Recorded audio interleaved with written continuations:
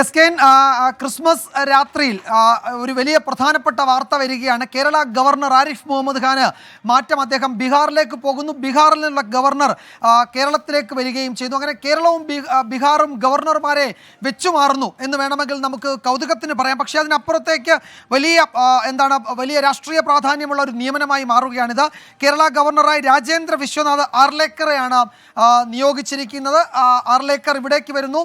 ബീഹാറിലേക്ക് ആരിഫ് മുഹമ്മദ് ഖാൻ പോകുന്നു. നമുക്കറിയാം 5 വർഷം പൂർത്തിയാക്കി കുറേ ദിവസങ്ങൾ കൂടി അദ്ദേഹം കേരളത്തിൽ തുടർന്ന ശേഷമാണ് ആരിഫ് മുഹമ്മദ് ഖാൻ മാറ്റമുണ്ടാകുന്നത്. സംഭവ ബഹുലമായിരുന്നു അദ്ദേഹത്തിൻ്റെ കേരളത്തിലെ 5 വർഷത്തെ ഗവർണർ കാലാവധി. രാജ്ഭവൻ അത്രത്തോളം വാർത്തകളിൽ നിറഞ്ഞ രാഷ്ട്രീയ പ്രാധാന്യമുള്ള ഒരു രാഷ്ട്രീയ കേന്ദ്രമായി രാജ്ഭവൻ മാറുന്ന കാഴ്ചയാണ് നമ്മൾ ഈ 5 വർഷത്തിൽ അതിൻ്റെ ഏതാണ്ട് ഒരു 3 വർഷവും കണ്ടത്. അത്യന്തം സങ്കീർണമായ രാഷ്ട്രീയ സാഹചര്യങ്ങളിലൂടെ രാജ്ഭവനും മുഖ്യമന്ത്രിയുടെ ഓഫീസും ക്യാബിനറ്റുമൊക്കെ പോകുന്നത് ഇതിനിടയിൽ നമ്മൾ പലതവണ കണ്ടു. തെരുവിലേക്ക് പോലും കാര്യങ്ങൾ പോകുന്ന ഒരു ഏറ്റുമുട്ടലിൻ്റെ വക്കോളം എത്തിയ ഗവർണറെ പല സ്ഥലത്ത് തടയുന്ന ഗവർണർ തടയുന്ന സ്ഥലത്ത് ഇറങ്ങി നിന്ന് ആരാണ് എന്നെ തടയാൻ ധൈര്യമുള്ളവർ മുന്നോട്ട് വരുമെന്ന് പരസ്യമായി വെല്ലുവിളിക്കുന്ന തരത്തിൽ അങ്ങേയറ്റം സങ്കീർണമായ സാഹചര്യങ്ങളിലൂടെ കേരള ഗവർണറും മുഖ്യമന്ത്രിയുടെ ഓഫീസും സംസ്ഥാന സർക്കാരും ഒക്കെ കടന്നുപോയ മാസങ്ങളും ദിവസങ്ങളും ഒക്കെയാണ്. അതിനിടെയാണിത് കേരള ഗവർണർ മാറി എന്ന വിവരം വരുന്നത്. കേരള ഗവർണർക്ക് മാറ്റമുണ്ടാകും എന്ന് കേരള ഗവർണറെ മാറ്റുമെന്ന് നേരത്തെ അറിയാമായിരുന്നു. കാരണം അദ്ദേഹത്തിൻ്റെ 5 വർഷ കാലാവധി പൂർത്തിയായി കഴിഞ്ഞാൽ അദ്ദേഹത്തിന് മാറ്റമുണ്ടാകും. ഒരു ടേമും കൂടി കേരളത്തിൽ അദ്ദേഹത്തിന് കൊടുക്കില്ല എന്ന് പൊതുവെ വിലയിരുത്തിയിരുന്നു. പക്ഷേ അങ്ങനെ പറയുമ്പോഴും അദ്ദേഹം ഗവർണർ കാലാവധി കഴിഞ്ഞിട്ട് കേരളത്തിൽ തുടരുമ്പോൾ വീണ്ടും അദ്ദേഹത്തിന് 1-2 വർഷം കൂടി ഇവിടെ അദ്ദേഹം തുടരുമോ എന്ന് ചില സംശയങ്ങൾ ചില കേന്ദ്രങ്ങൾ ഉന്നയിച്ചു. അതിനൊക്കെ ഇപ്പോൾ വ്യക്തത വരികയാണ്. ഇപ്പോൾ അദ്ദേഹത്തിന് ബീഹാറിലേക്ക് അദ്ദേഹത്തെ മാറ്റിക്കൊണ്ടുള്ള ഉത്തരവ് വന്നിരിക്കുന്നു. രാജേന്ദ്ര വിശ്വനാഥ് അർലേക്കറാണ് പുതിയ കേരള ഗവർണർ. അദ്ദേഹം ഉടൻ ചുമതല ഏറ്റെടുക്കുകയും ചെയ്യും. ഒരു ക്രിസ്മസ് രാവിലെ ഏറ്റവും പ്രധാനപ്പെട്ട ഒരു വാർത്തയാണ് വരുന്നത്. ആരിഫ് മുഹമ്മദ് ഖാൻ ക്രിസ്മസ് ആഘോഷിച്ചത് ഏതാനും ദിവസങ്ങൾക്ക് മുമ്പാണ്. രാജ്ഭവനിൽ വലിയ ആഘോഷ പരിപാടികൾ സംഘടിപ്പിച്ചിരുന്നു. അന്ന് സംസ്ഥാന സർക്കാരിനെ പ്രതിനിധീകരിച്ച് ചീഫ് സെക്രട്ടറി മാത്രമാണ് പോയത്. ചീഫ് സെക്രട്ടറി മാത്രമേ പോയുള്ളൂ. മുഖ്യമന്ത്രിയോ മന്ത്രിമാരോ അവിടേക്ക് പോയിരുന്നില്ല. ഓണാഘോഷ പരിപാടിയിൽ ഗവർണറെ ക്ഷണിക്കാതിരുന്നത് വലിയ വിവാദമായിരുന്നു. പിന്നീട് ആ വിവാദം കെട്ടടങ്ങി മുഖ്യമന്ത്രിയും ഗവർണറും കൂടിക്കാഴ്ച നടത്തുന്നു.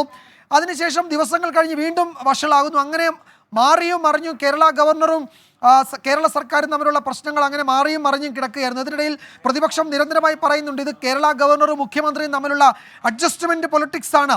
കേരള സർക്കാർ എപ്പോഴൊക്കെ വെല്ലുവിളി നേരിടുന്നു ആ സമയത്തൊക്കെ രക്ഷകനായി ഗവർണർ എത്തും എന്ന് വളരെ ഗൗരവമുള്ള രാഷ്ട്രീയ വിമർശനമായി പ്രതിപക്ഷ നേതാവ് പലപ്പോഴും പറയുകയും ചെയ്തിരുന്നു. കേന്ദ്ര സർക്കാർ BJPയും കേരള മുഖ്യമന്ത്രി അല്ലെങ്കിൽ കേരള സർക്കാർ ഇടതുമുന്നണി ഭരിക്കുന്ന കേരളവും കേന്ദ്ര സർക്കാർ BJPയുടെ കേന്ദ്ര സർക്കാരും തമ്മിലുള്ള പാലമാണ് യഥാർത്ഥത്തിൽ ആരിഫ് മുഹമ്മദ് ഖാൻ എന്ന രാഷ്ട്രീയ വിമർശനം UDF പ്രതിപക്ഷ നേതാവൊക്കെ നിരന്തരമായി ഉന്നയിക്കുകയും ചെയ്യുമായിരുന്നു. അങ്ങനെ ഒന്നിലധികം രാഷ്ട്രീയ മുഖം രാജ്ഭവന് നൽകിക്കൊണ്ടായിരുന്നു ഈ 5 വർഷത്തെ അദ്ദേഹത്തിൻ്റെ കാലാവധിയിൽ പലതവണ രാജ്ഭവൻ കടന്നുപോയത്. അങ്ങനെ കേരളം ഇതുവരെ കണ്ടിട്ടില്ലാത്ത ഏറ്റുമുട്ടലുകൾക്കൊക്കെ കളമൊരുങ്ങിയ സാഹചര്യം ഒഴുങ്ങി അത്തരം കാഴ്ചകളൊക്കെ നമ്മൾ കണ്ട ഒരു 5 വർഷത്തെ കാലാവധി പൂർത്തിയാക്കി കുറച്ച് ദിവസം കൂടി തുടർന്ന ശേഷമാണ് ആരിഫ് മുഹമ്മദ് ഖാൻ അദ്ദേഹത്തിൻ്റെ പുതിയ ദൗത്യവുമായി ബീഹാറിലേക്ക് പോകുന്നത്.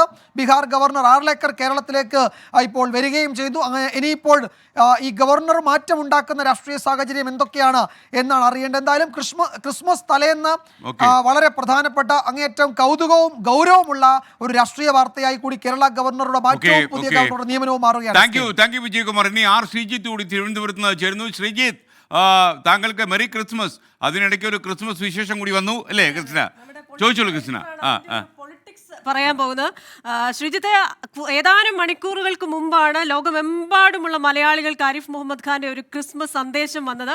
അതിനുശേഷം ഇത്രയധികം രാഷ്ട്രീയ പ്രാധാന്യമുള്ള ഒരു സംസ്ഥാന മാറ്റം കൂടി വരുമ്പോൾ അതിലെ ഒരു രാഷ്ട്രീയ പ്രാധാന്യം എന്താണ്? SKN Christina, merry Christmas. Christmas ആശംസകൾ എല്ലാവർക്കും.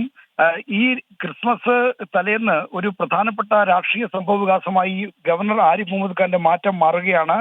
കേരള സർക്കാരുമായി നിരന്തരം കലഹത്തിലായിരുന്ന ഗവർണർ അടുത്ത കാലത്ത് വീണ്ടും കലഹത്തിന് മൂർച്ച കൂട്ടിയിരുന്നു. സർവകലാശാലകളിലെ വൈസ് ചാൻസലർ നിയമനവുമായി ബന്ധപ്പെട്ടാണ് സർക്കാരുമായി തീർത്തും ഇടഞ്ഞത്. അങ്ങനെ ഗവർണറുടെ ക്രിസ്മസ് ആഘോഷ പരിപാടിയിലേക്ക് മന്ത്രിമാരും മുഖ്യമന്ത്രിയും പങ്കെടുക്കാതെ ബഹിഷ്കരിക്കുന്ന സ്ഥിതിയും ഉണ്ടായി.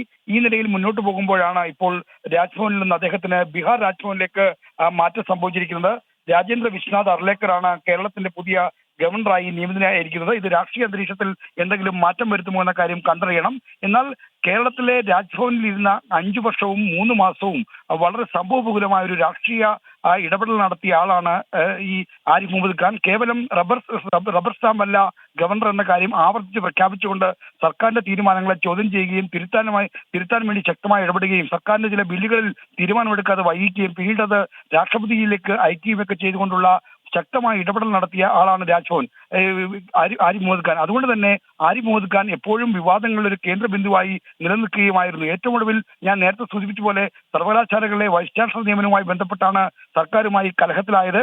സർക്കാരിന്റെ ലിസ്റ്റ് അവഗണിച്ചുകൊണ്ട് ഡിജിറ്റൽ സർവകലാശാലയിലും ഒപ്പം തന്നെ സാങ്കേതിക സർവകലാശാലയിലും തനിക്ക് താല്പര്യമുള്ള 2 പേരെ നിയമിക്കുകയും ചെയ്തു. അങ്ങനെ സർക്കാരുമായി പോരടിച്ച് മുന്നോട്ട് പോകുന്നു. കടികട പോലും വിട്ടുവീഴ്ച ചെയ്യാൻ പോരാട്ട മധ്യേ കടികട പോലും വിട്ടുവീഴ്ച ചെയ്യാൻ അദ്ദേഹം തയ്യാറായിരുന്നില്ല എന്നതാണ് ഏറ്റവും പ്രധാനപ്പെട്ട കാര്യം. എന്നാൽ ഈ രാജ്ഭവനിൽ ഇരുന്നുള്ള പോരാട്ടത്തിന് അദ്ദേഹത്തിന് ഗുണം കിട്ടി. അദ്ദേഹം 5 കൊല്ലം കഴിഞ്ഞാൽ സാധാരണ ഗവർണർമാരെ മാറ്റുന്ന പതിവുണ്ട്. എന്നാൽ അദ്ദേഹത്തിന് ഇപ്പോൾ ഒരു ടൈം കൂടി രാജ്ഭവനിലേക്ക്.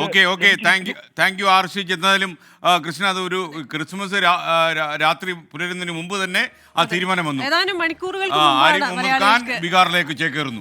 എന്താണ് ഇതിന്റെ രാഷ്ട്രീയം നമുക്ക് മനസ്സിലാകുന്നില്ല. എന്തായാലും കേരള ഗവർണറായ രാജേന്ദ്ര വിശ്വനാഥ് അർലേക്കർ വരുന്നു. അപ്പോൾ ഇനി പുതിയ ഗവർണർ വന്ന് കവടിയാർ രാജ്ഭവനിലേക്ക് കയറുമ്പോൾ പുതിയ എന്തെല്ലാം വിവാദം ഉണ്ടാകും നമുക്ക് കണ്ടറിയാം.